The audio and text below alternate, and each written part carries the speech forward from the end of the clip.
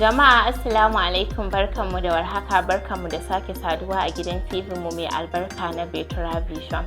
A yau mun samu bakoncin ɗaya daga cikin jagororin gidan Right Honorable Muktari Betura Aliyu, wato shugaban matasa Muhammad Bukar Garku Overall, kuma chairman na Overall Forum. Shugaba Assalamu alaikum. Amu alaikum assalam. Cikin minti ɗaya muna son masu kallo su san wane ne Overall. To alhamdulillah, sunana Muhammad Bukar Garku, a popular name na Overall, kuma ni yaron Right Honorable Muktari Betura Aliyu. Muna gode wa Allah madaukakin sarki da ya sa muka zo wannan gidan TV na Betura Vision. Gaskiya muna yi muku fatan alheri sosai, matukar godiya. Allah ya ƙara bunƙasa wannan gidan TV din. Alhamdulillahi, mu yara Right Honorable Muktari Betura Aliyu akwai ire-ire yana da yawa, amma daga cikin ikon Allah ni ne wanda kuka samu dama kuka gayyace ni kuma na zo. So wannan mutuntawa da kuka yi min, ina yi muku godiya, matukar godiya. Ubangiji ya saka da alheri. To shugaba, kamar yadda kake da mutane a gidan Right Honorable Muktari Betura Aliyu, ta yaya kake iya control ɗinsu wajen ganin idan kace su yi suke yi, idan kace su bari suke bari? Watan mutanen mu din suna da tsammani, kyakkyawan tsammani a kaina, kuma suna da kyakkyawan manufa a kaina. Daga ciki zaki ga akwai wanda ya girme ni, akwai wanda ya bani shekaru na ma da nashi ya sosai tsakanin mu da shi, to amma suna da yaƙini cewa idan aka bani abun su, komin dare komin tsakiyar dare, in aka bani abun su naka iya kiran kowa zai karbi sakonsa in Right Honorable Muktari Betura Aliyu ya bamu. Kuma akwai gaskiya da amana a tattare tsakanin mu da su. Kullum ina addu'a, duk lokacin da muka yi meeting ina ce musu ina roƙon Allah ya hana ni daman da zan zalunce su.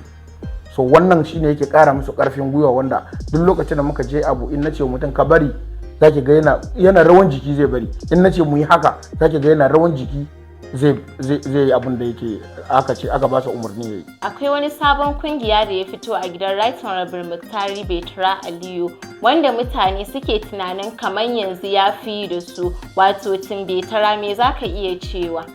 To masha Allah, watan mutane ne ba su san waye Betura ba. Shi Muktari Betura Aliyu shi na kowa ne, kuma Overall Forum bata sai ta yi katanga wa Muktari Betura Aliyu a ce bayan Overall ba wani wanda zai iya shigowa cikin inuwansa.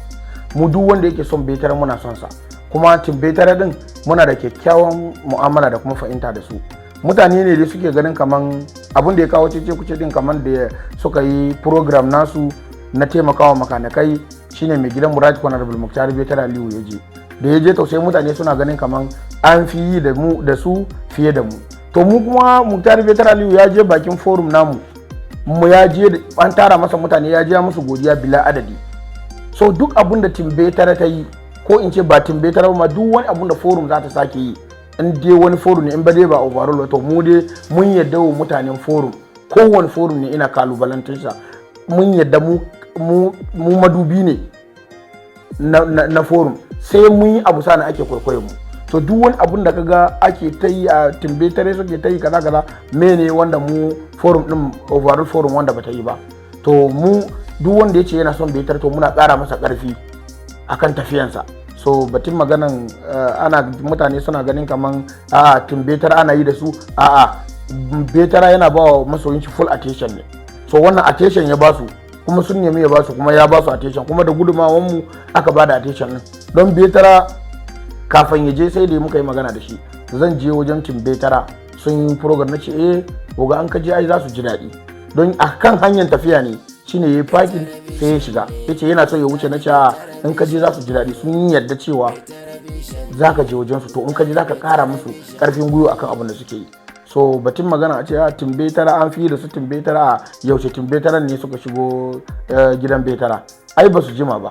To amma duba da yanayin yadda akwai kyakkyawan mu'amala tsakanin mu, so dole duk wani abun da zamu yi wa Betura din shawaran cewa ya je ya ƙara musu ƙarfi akan abun. Duk abun da kake in kaga wanda yake yin abu, kana yin abu don mutum, in mai shi ya je ce ma ya gode, to zaka samu ƙarfin gwiwa akan yin abun da ake yi.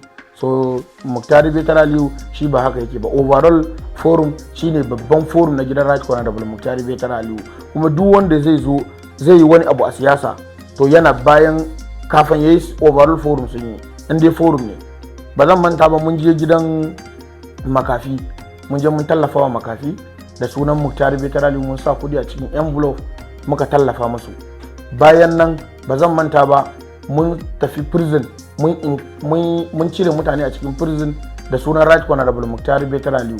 Ba zan manta ba, duk malaman masallatan Juma'a mun bi su one by one, ɗaya bayan ɗaya mun roki su yi mana addu'a don neman speaker Right Honorable Muktari Betara Aliyu, ko ba mu ce da ya samu ba, mun ce Allah ya zaba mana abin da ya fi alheri.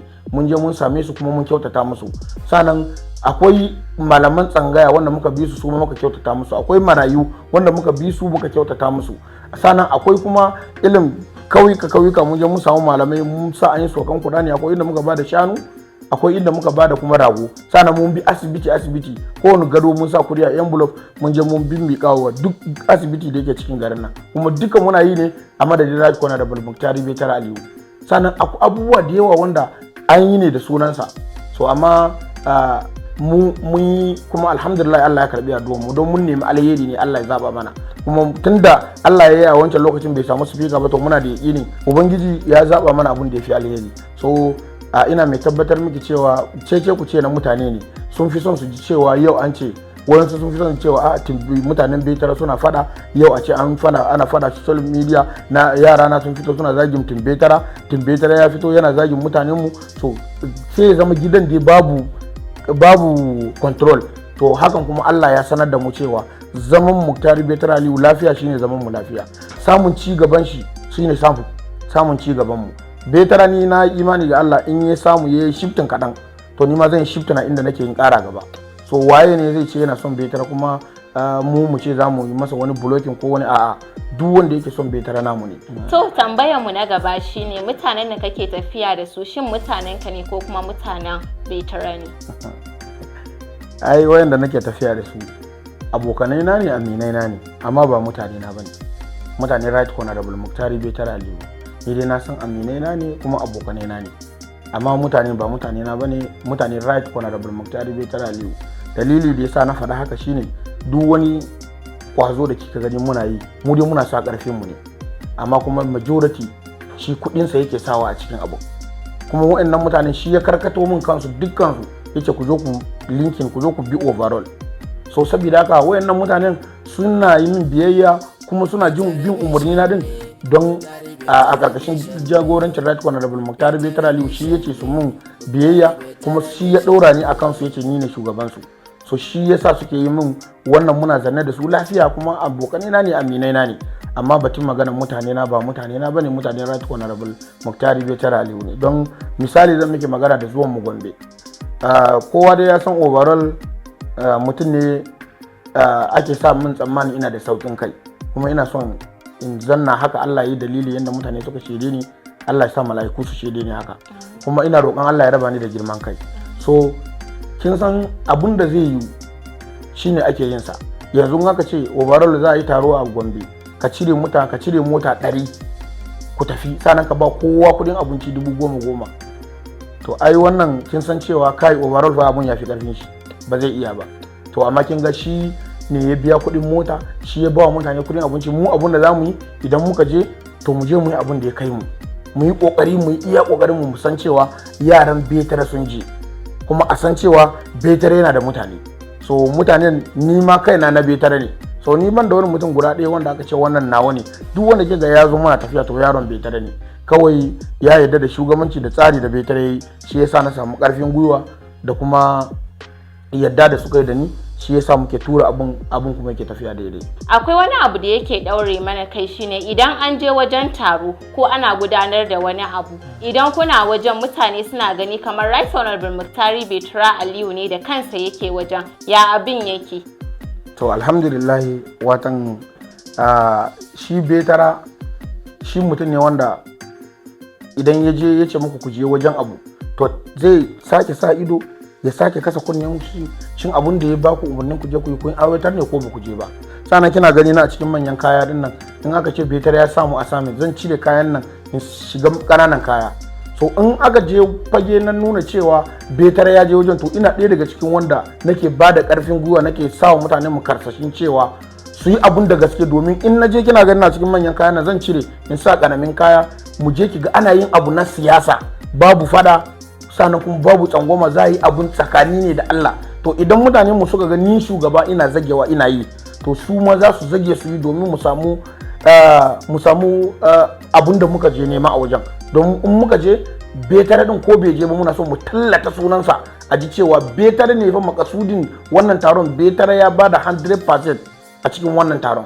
So in muka je muka fita kwanmu da kwarkwata, to ba a zama a gindin bishiya, ba a shiga mota a buya, za a fito ne. In ya kama mu yi tafiya da kafa za mu yi, in ya kama wajen taron za mu je ne a tsaya a waje ɗaya amma a bada abun da ake son a bayar za mu yi.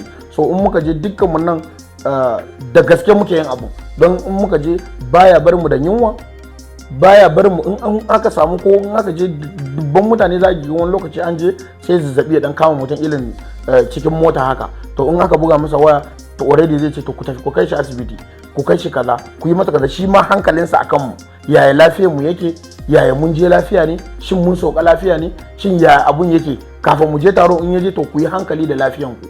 Duka wannan zai duka ba mu shawara, shi Betara din yana gaya mana haka, to mu kuma sai mu samu karfin gwiwa.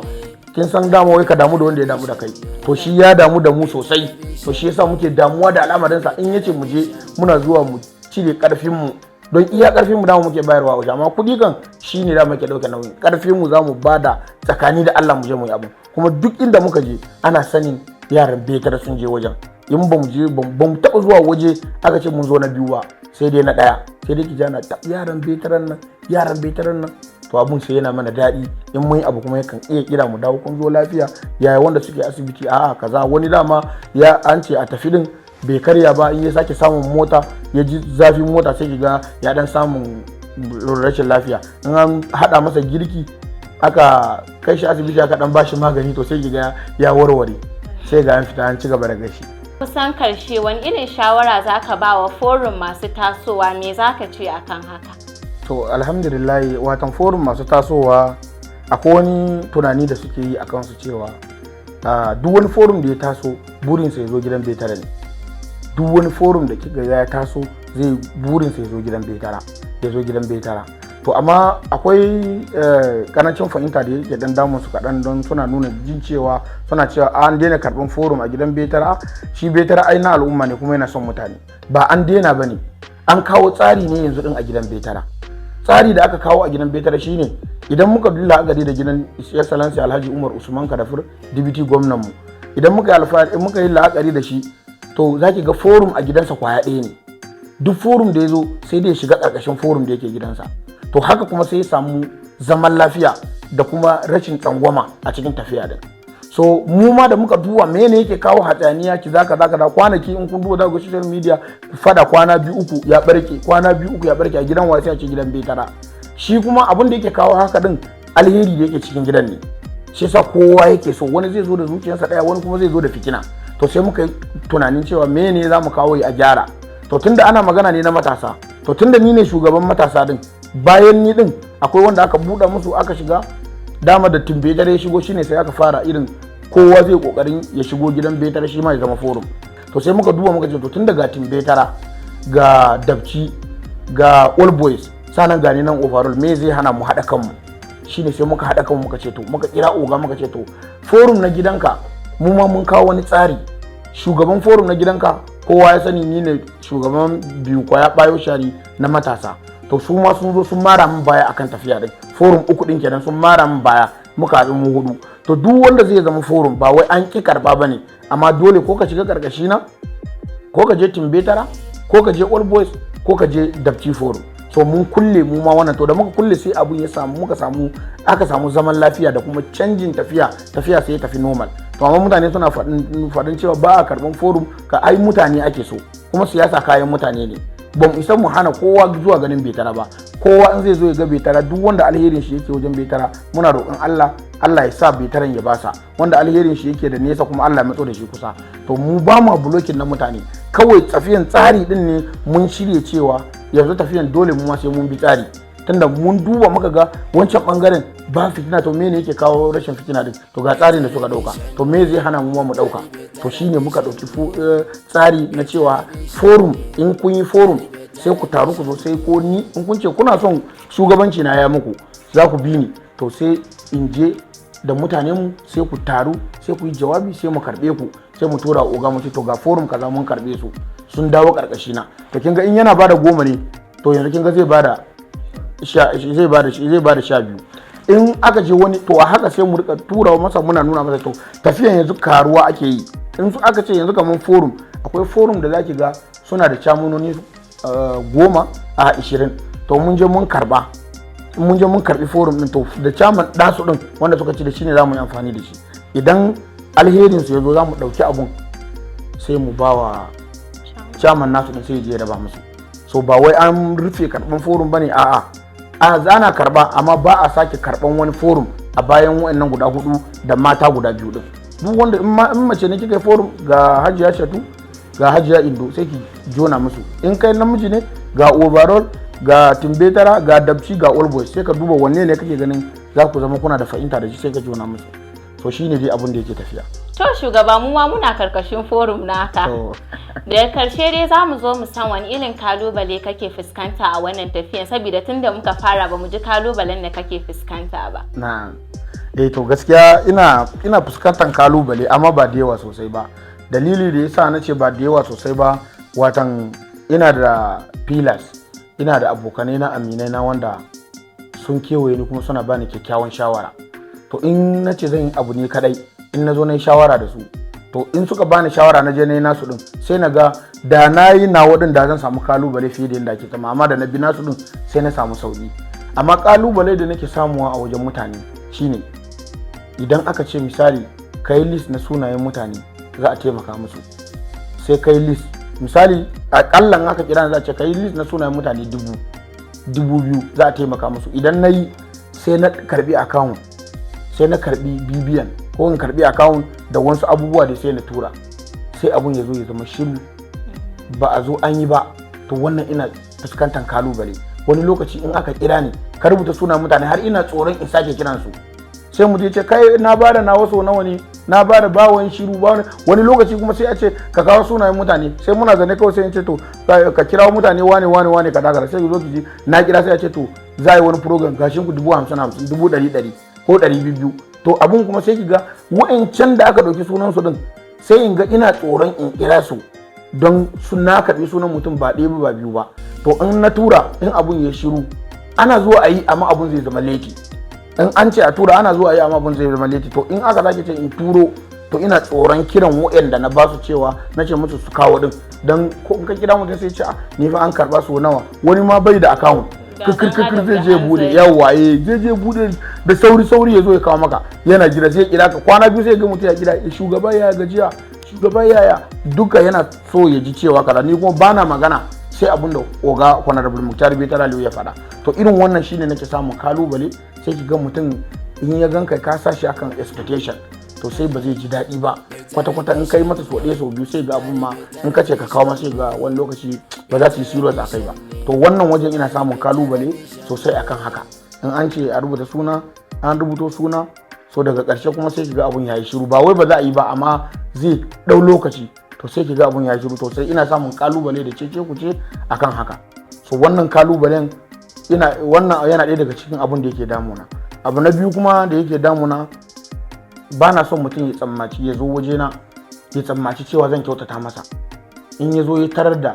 ba haka ba ko haƙurin shi ya gaza to nan kuma sai ki ga ya juya magana ya zama wani abu ne na daban in mutum ya zo wajen ka yace dole yana son ka taimaka masa kace to yanzu babu kai haƙuri mu samu wani lokaci kaman habo ne to kaman kwanakin baya wannan alfarma da Right Honorable Muktar Betara Aliyu ya zo ya bada na jari da yace a kawo jari miliyan 50 yace to mu je in shirye mutanen da za a ba su wannan jari to wannan gaskiya mutane na muna da kyakkyawan fahimta da su ban samu kalubale akan haka sosai ba dan dalili shine in aka bada abu in nakan iya kiran su taro duka in zo in aje su in ce to ga abun da aka bayar in ka yadda fa zaka gaya wani congratulation to haka zalika ka sani kai ma wata ran za a gaya maka congratulation so a tsarin haka sai na samu karfin gwiwa wanda da Betara yace honorable Betara yace mana mu kawo sunayen mutanen da za a taimake su so mu je mu zanna mu yi abu amma baya son a sa kuɗi kaɗan 200 baya so ya a sa daga 500,000 zuwa miliyan 1 in za mu iya kasaftawa mu zuwa miliyan 2 ko 3.